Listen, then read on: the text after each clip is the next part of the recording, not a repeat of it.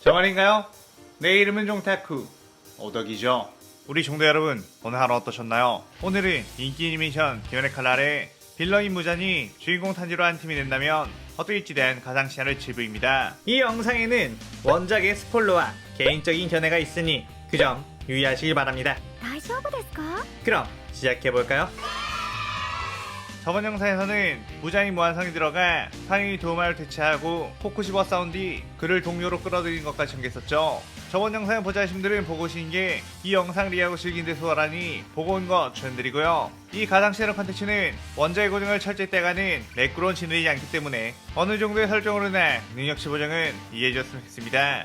그럼 오늘의 가상 시나리오 시작하겠습니다. 부자는 유시로를 향해 족수를 뻗었고 코쿠시보는 유시로를 향해 달의 흡 참격을 날리자 유시로의 몸이 반으로 베어지게 되었죠. 하지만 그 잘려진 몸에서 또 다른 유시로의 분신이 나왔고 코쿠시보는 저건 한탱구의 혈기술이라며 당황했습니다. 그렇게 두 명의 유시로가 각각 달의 흡과 얼음의 혈기술을 시연해 공격을 쏟아내자 코쿠시보와 무자는 그 공격을 피하기 바빴고 두 명의 유시로는 또 한 번 분열해 네 마리의 유시로가 되었죠.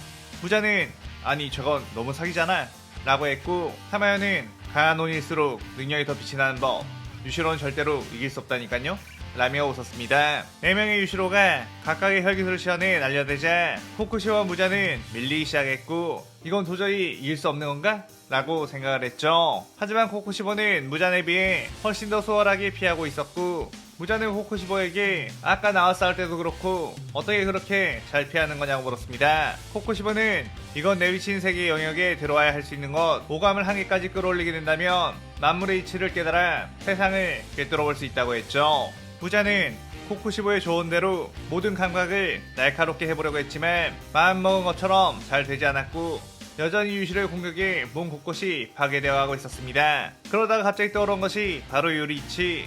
요리치 역시 자신을 꿰뚫어본 듯한 눈빛을 가지고 있었는데 그의 기묘한 분위기는 마치 자신이 세상과 하나인 것처럼 마치 숲속에 있는 나무처럼 보여했다는 것을 상기하게 되었죠. 그의 무자는 유시로에게 처음 만든 과정에서도 마음의 평정심을 찾기 시작했고 자신의 감각 그리고 자신을 둘러싼 이 모든 세계의 감각을 집중했습니다. 그러자 유시로에게서 날아오는 공격들의 궤도가 예상이 가게 되었고 아까보다 훨씬 수월하게 그 공격들을 피해버렸죠. 그 뒤 무자는 좀 더 날카로워진 공격으로 유시로를 꿰뚫어버렸고 유시로의 몸을 파괴해버리기 시작했습니다. 타마요는 유시로 당신도 코쿠시보가 사용하는 저 내비친 세계를 쓰세요 라고 외쳤고 무자는 겨우 이 정도로 따라왔는데 유시로까지 내비친 세계에 들어오게 된다면 큰일 난다는 생각을 했죠. 하지만 유시로는 내비친 세계에 들어오지 못하고 계속해서 코쿠시보 무자에게 밀렸고 타마야는 왜 대체 저 기술을 못 쓰는 거냐며 화를 냈습니다.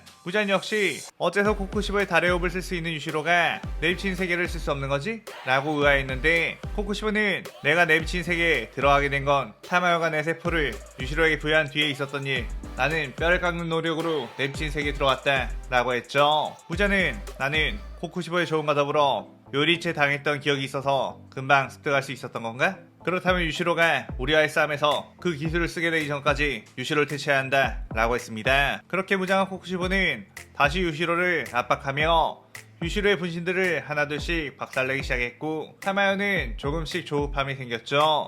그런데 그 순간 타마요 뒤쪽에서 아카자가 튀어나와 파괴사 공격을 했고 타마요는 그 주먹에 맞고 바닥으로 나뒹굴게 되었습니다. 아카야는 드디어 네 녀석에게 한 방 먹일 수 있게 되었구나 라고 했고 타마요는 원래 너는 여자를 못 때린 거 아니었나?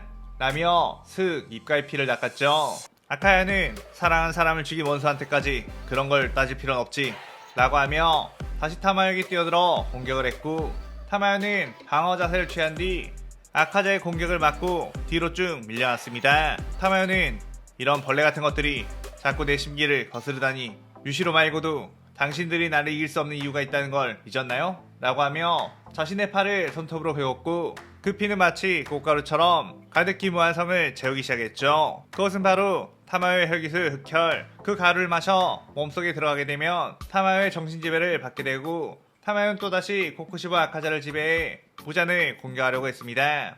하지만 그 순간 공중에 흩뿌려진 타마요의 흑혈이 전부 타버리기 시작했고 그 불길은 타마의 피를 타고 타마의 몸에까지 닿게 되었죠. 타마야는 황급히 흑혈을 해제한 뒤 뒤로 물러났고 이게 뭐지? 라며 불길이 시작된 곳을 바라봤습니다. 그곳에는 네이코가 있었고 타마야는 저 오니는 또 뭐야? 라며 당황했죠. 부자는 내가 너의 흑혈에 대항할 수단도 없이 이곳에 왔겠느냐? 네이코가 없었다면 애초에 이 싸움을 시작조차 하지 않았을 것이다 라고 했습니다. 타마야는 네이코의 존재는 굉장히 껄끄럽다는 거 알았고 빨리 제거를 해야겠다는 생각으로 네이코를 향해 빠르게 접근했는데 그 순간 탄지로가 헤어브를 시연해 타마야의 공격을 막았고 타마야는 그 검수를? 이라며 요리치를 떠올려 순간 소름이 돋았죠. 코쿠시보 역시 탄지로의 헤어업을 보고선 찌릿한 감동을 받았는데 요리치가 자신에게 했던 말 자신이 죽더라도 그 시대의 뛰어난 검사가 정의를 위해 싸울 거라고 했던 게 생각이 났습니다. 요리치는 살아생전 카마도 가문과의 인연이 있어 헤어업을 알려줬던 것 코쿠시보는 자신이 인간 시절에 하지 못해 후회했던 일 완성된 달의 호흡으로 요리치와 함께 악을 베어버리고 싶었던 걸 이제서야 할 수 있게 되었다며 더욱더 사기가 끌어올랐죠. 그렇게 코쿠시보는 탄지로 쪽으로 가 함께 타마요를 공격했고 타마요가 방어하기 위해 흑혈을 시전하면 코쿠시보는 뒤로 빠지고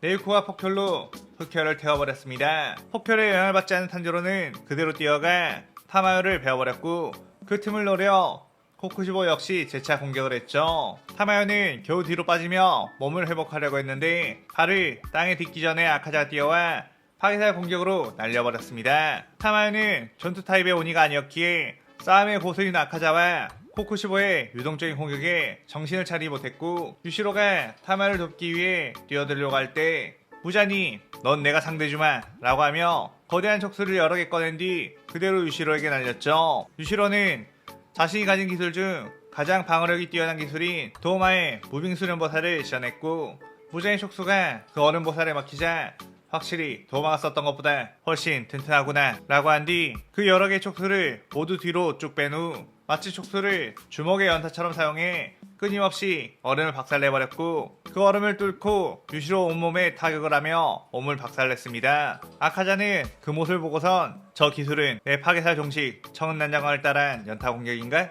촉수를 가지고 저렇게 하면 두 주먹으로 하는 것보다 훨씬 빠르게 공격할 수 있다는 거 알았나 보군 이라며 감탄했죠. 유시로는 그 공격에 당할 수 없다는 거 알고 그대로 무한성 내부로 흡수되어 들어가 버렸는데 그 기술은 바로 하얀의 엠무가 무한열차 속으로 융합을 하던 것과 같았고 유시로는 엠무보다 훨씬 더 강력한 힘을 가지고 있었기에 무한성 전체에 융합을 할 수 있었습니다. 그러자 무한성 전체에서 촉수가 튀어나와 무장 일행을 마구잡이로 공격하기 시작했고 아카자 탄지로 코쿠시보는 젠장 이제 이 커다란 성이랑 싸워야 한다는 거야? 라며 절망했죠. 타마요는 크흐흐 당신들이 이 무한성에 따라온 순간부터 죽음은 확정이 되었다는 겁니다. 이 성 자체가 바로 살아 움직이는 유시로 어디를 가더라도 벗어날 수가 없습니다 라고 했습니다. 그때 무자는 아니 타마요 너 왜 이렇게 멍청해졌어? 우리한텐 네이코가 있다니까? 이라고 했고 네이코는 포켓을 시연해 그대로 무한성을 태워버리기 시작했죠. 무한성의 모든 곳이 나무화되어 있는 오니의 몸이었기에 포켓의 물길이 그대로 빠르게 번져나가기 시작했고 유시로는 엄청나게 고통스럽다는 듯이 촉수로 꺼보려고 했지만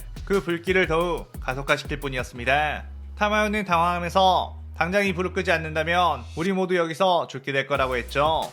부자는 아니 포켓의 영향을 받지 않는 탄지로 네이코는 이 성이 다 불타버리라도 죽지 않는다 라고 했고 타마요는 그럼 지금 다같이 다 죽어버리지 않는 건가요? 말도 안 되지 좀 그만하세요 라고 외쳤습니다. 부자는 나는 이미 1000년 이상을 살아온 몸 이제 와서 죽음을 두려워할 필요가 있나? 어이 아카자 코쿠시보 너희는 죽음이 두렵나? 라고 물었죠. 아카는 난 어차피 타마요를 죽인 다음엔 코유키를 따라갈 셈이었다 라고 쿨하게 말했고 코쿠시보는 나 역시 헤어 검사와 함께 합을 맞춰 싸운 걸로도 이미 이룰 것을 다 이루었다 라고 했습니다. 부자는 들었지? 타마요 너도 오니로 오래 살았으니 삶의 미련 같은 건 없잖냐? 라고 했죠.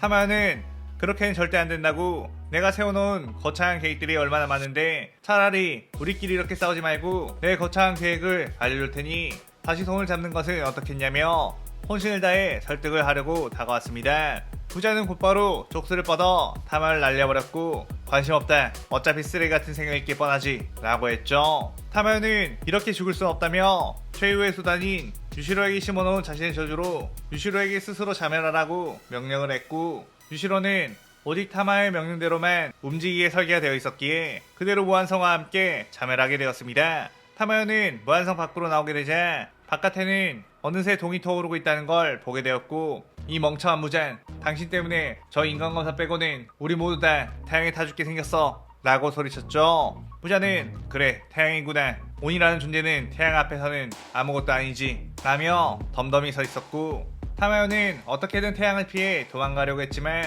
점차 비춰오는 태양빛에 몸이 다 들어가기 시작했습니다. 타마요는 엄청난 고통에 비명을 질렀는데 무잔 쪽을 보니 무잔은 어째선지 태양빛을 바꿔서도 아무렇지 않게 서 있었죠. 타마요는 어째서 너는 태양빛에 타버리지 않는 거지? 설마 태양을 극복한 거야? 라고 했고, 그 옆에 있는 아카자와 고쿠시보 네이코 역시 아무렇지 않게 있는 걸 보고선 어째서 나만 태양에 타는 거야? 라고 절규했습니다. 무자는 씩 웃으며 멍청아, 갑자기 우리가 모두 태양을 극복한 오니가 될 수 있겠냐? 라고 했고, 무자는 점점 인간의 몸으로 돌아갔죠. 그리고 그 옆에 있던 아카자, 고쿠시보, 네이코 역시 인간의 몸으로 돌아갔고, 탄지로는 인간의 네이코를 끌어안고 감격의 눈물을 흘렸습니다. 고쿠시보 아카자는 인간이 된 자신의 몸을 보고선 얼떨떨해했고, 아카야는 무장, 당신이 원래 천재 의사였던 것은 들었지만 정말로 이걸 다 예상을 한 건가? 라고 했고, 부자는 사실 일종의 도박이었어. 우리가 인간이 되기 전에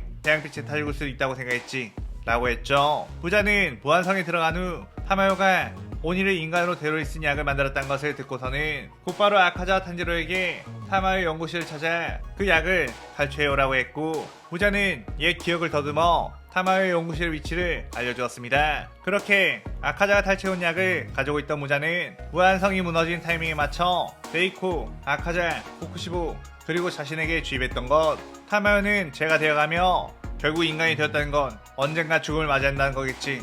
죽는 순간에 넌 인간이 된 것을 후회하게 될 거다 라고 했죠. 그의 무자는 표조로라는 녀석이 저번에 그랬었지. 인간은 점점 쇠퇴하고 죽는 과정이 있기에 그 삶이 빛나는 거라고 말이야. 이제부터는 언젠가는 끝날 그날을 위해 하루하루 최선을 다해 살아가는 법을 익히긴 해야겠군 이라고 했습니다. 그 뒤 무자는 탄지로 남매에게 이제는 어떻게 할 예정이냐 물었고, 탄지로는 뭐 딱히 예정은 없지만 아마 원래 살던 곳으로 네이코와 함께 돌아가지 않을까요? 라고 말했죠. 무자는 아카자와 코쿠시보에게 너희는 날 따라와라 라고 했고, 아카자와 코쿠시보가 물음표를 던지자 무자는 너네는 아무리 흑혈에 지배받았다고 해도 많은 인간들을 죽였다. 그 죽은 인간들을 되살릴 수는 없지만 앞으로 그 죽은 인간들의 숫자보다 많은 사람들을 구하며 살아가면서 속죄하는 거 어떠냐? 라고 했습니다. 아카자와 코쿠시보는 무슨 수로 그렇게 하겠냐고 묻자 무자는 나는 의사, 병원을 개원할 거야. 너네는 그 병원에서 나를 도우면 된다 라고 했죠. 그 말 들은 탄지로 네이코가 갑자기 무자에게 뛰어와 그거 좋은 생각이네요. 저희도 도울게요 라고 했고, 무자는 그래 좋다. 병원 이름은 뭐가 좋을까? 라고 물었고, 코쿠시보는 다레후 이라고 말했고, 아카자는 코유키? 라고 말했습니다. 무자는 어우 그게 병원 이름이 되겠냐? 라고 어이없어 했고, 탄지로는 귀멸의 병원 어때요? 라고 눈을 반짝이며 말했죠. 무자는 어째 제대로 된 녀석들이 없나? 라고 고개를 절레절레 젓자 네이코가 무한병원 어때요? 무한한 가능성으로 모든 치료를 해주겠다는 뜻으로요 라고 했습니다. 무자는 오호 무한병원 괜찮네. 자 이제부터 새로운 인간의 삶 시작이다 라고 웃으며 이 시나리오가 끝이 나게 되죠. 이번 편에서는 무잔이 여러 전략적인 모습과 함께 싸움 기술에도 능한 모습을 보여주며 기존의 추한 모습이 아닌 주인공스러운 모습을 보여주게 되었습니다. 나름 무잔에게 이런 서사를 부여해보니 색다른 느낌이 있네요. 최대한 무잔에게 부여할 수 있는 해피엔딩을 넣어봤고, 더불어 코쿠시보 아카자 역시 해피엔딩을 맞이하기에 기분 좋은 에피소드가 된 것 같네요. 오늘 가상 시나리오에 대한 감상평 많이 남기고 저는 다른 재밌는 이야기를 들고 찾아오겠습니다. 오늘 영상 즐겁게 보셨다면 구독, 좋아요, 알림 설정 누르는 거 잊지 마시고요. 그럼 오늘은 이만. 사요나라.さようなら。